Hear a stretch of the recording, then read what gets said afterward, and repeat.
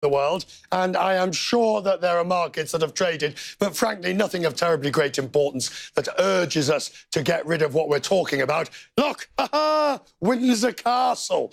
And we are here, it's on that side of me, there it is, Windsor Castle, as we get ready for the royal wedding, which will take place. The ceremonies and the guests will start arriving 12 hours from now, and things have definitely kicked up a notch or three. Prince Harry and Prince William did the rounds a few short whiles ago. The streets were packed with well-wishers, and it's a momentous moment for both Harry and the royal family itself. They spent ages talking to people. While Prince Harry stole the show, this weekend may be about Meghan Markle claiming her moment in history. She says she feels part of the family and institution, now walking into royal history, and will walk unescorted down most of the aisle, accompanied by bridesmaids and page boys. Prince Charles will join her in the choir. You can see she walks through the nave on her own. She gets to the choir, and where she's joined by Prince Charles, and he then walks her to the foot of the altar. Miss Markle effectively gives herself away. Nick Watt is up on Capitol Hill and joins me now with the events. Richard, as you say, she will walk herself down most of the aisle, just with the bridesmaids and pages. Then Prince Charles really kind of symbolically welcoming her to the family. This House of Windsor is all about symbols. He'll walk her most of the way up to the altar, and then she will walk those final few steps up to Harry. And, you know, we've all been talking over the past few months about what kind of royal Meghan Markle will be. Will she kind of blend in a bit like Kate? Will she toe the line? Or she's been an activist since she was 11 years old. Is she going to continue that? I think the fact that she is going to walk herself, she's going to break royal precedent. No other royal bride has ever done this. I think this might give us a hint as to what kind of royal Meghan Markle might be, Richard. And if you take that as an example, what's the mood out there like tonight? Festive. I mean, we just saw, Harry and William walking around. Harry doing, frankly, what Harry does best. Charming little children, glad-handing old ladies, being a normal, affable guy. He was doing that. The only complaints I heard, some people said, listen, we would actually have really liked to see Meghan Markle's mum walking her up the aisle, but we now know that ain't happening, Richard. It isn't happening, and we'll talk more about it. Meghan Markle is a fresh face in the royal family. The polls are showing the royal family is boosting the UK's reputation. On the leaderboard, as always, the Queen is at the top, but Prince Harry's also there. 23% as most popular, according to a global survey, followed by the Duke and Duchess of Cambridge. That's William and Kate to the rest of us. Joining us now, Kate Williams, the historian and lecturer at the University of London, and Angela Levin, author of Harry, Conversations with the Prince. So let's start, Angela. Were you surprised it's Prince Charles? I was a bit. I thought it would be her mother. I thought it would be a show of mother and daughter, a strong relationship. And I thought it would also be that it's women doing it themselves and breaking protocol since Queen Victoria. I was surprised. Then when I heard I thought it was a marvellous gesture of him because he is showing that he's accepting her into the family.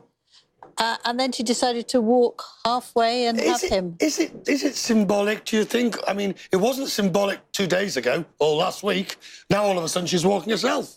It is symbolic, I think. I think it's really very meaningful. And yes, had Thomas Markle not had to have this emergency heart surgery and thrust all of it into uncertainty, we would have expected to see him walking her up the aisle. That was the plan. But of course, he's not here. Things have changed and there has been all this uncertainty. But I do think the fact that she's doing half of it on her own, accompanied by 10 bridesmaids and page boys, all under the age of 7, so nothing could go wrong, and then giving herself away really does suggest this is a bit of an outdated concept, having your father give you away when you're an independent woman. I'm choosing my words carefully here, ladies. It's a bit melodramatic, don't you think? It's a bit of I mean, the woman is an actress, and she has now managed to construct a denouement to the altar. Yeah, I don't think it's a sort of act of giving yourself away, whether your father does it or whether you do it.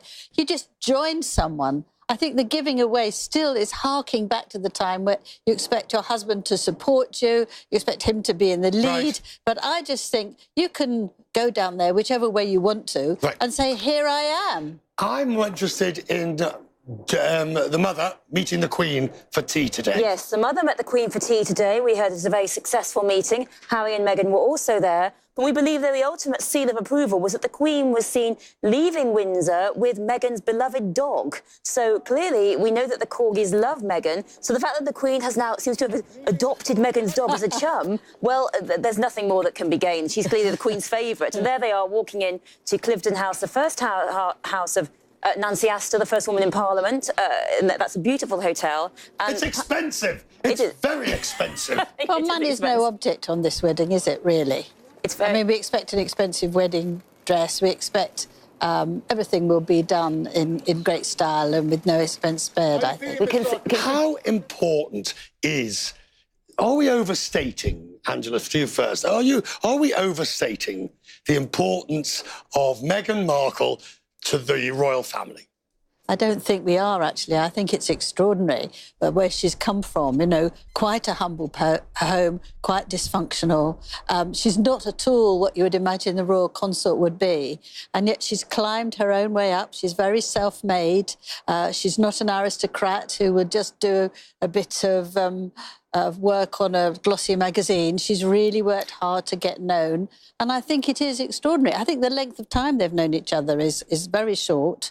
Extraordinary as well, and that she is very powerful and she wants to speak her own way and do what she wants. How is she going to get on, not just with the royal family, but with the bunch of friends, the arguably, some would say, entitled, both titled and entitled people with whom the circles that they mix? She's a working woman who has worked her way up into a very hard career. She is a working woman. She's self-made. We believe she's made herself something in the vicinity of $10 million, which is incredible.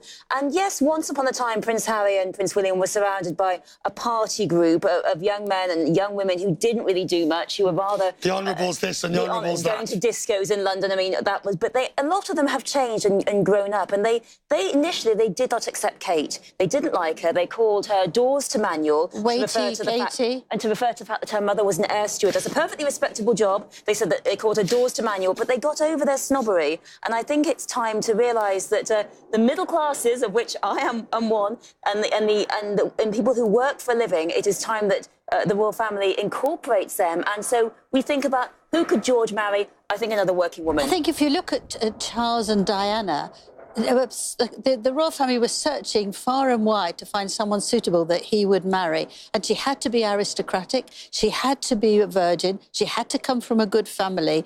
That hasn't been essential here. That hasn't happened here. I think it's extraordinary that both men have chosen women they wanted, who are middle class and suit them. Right. Let's talk about the Queen and what she's making of all of this. I mean, a woman who was founded on the abdication, with the searing memory of that.